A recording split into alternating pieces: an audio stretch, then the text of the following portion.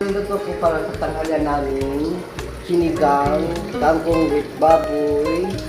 So, siguro naman marami mauubos ko kasi malalaking matiyan dito ng mga kumakain. Kaya ito, ginagawa ko para masarapan sila. Thank you. Hamad. Hamad. Hamad. Ganun ka.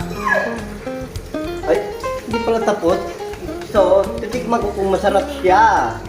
Yung timpla ko baka, sinabi na ako ng mga kumakain, kaya... Saan yung baboy? Ano sa lalim siya? Ipakita mo naman, baka naman walang baboy yan, puro lang gulay yan. Nandito. Parang wala namang... Asan ang baboy?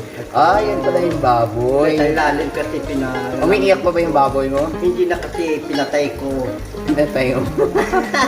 Diba? Yan lang?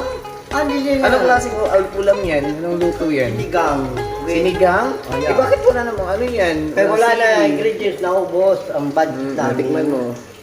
Anong lasa?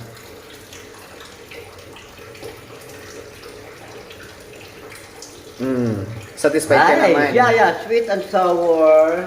Ang niluto ko. Bakit walang sili? Mamaya.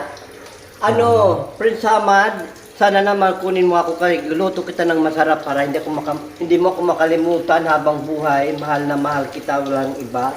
Ikaw lang ang lalo sa buhay ko.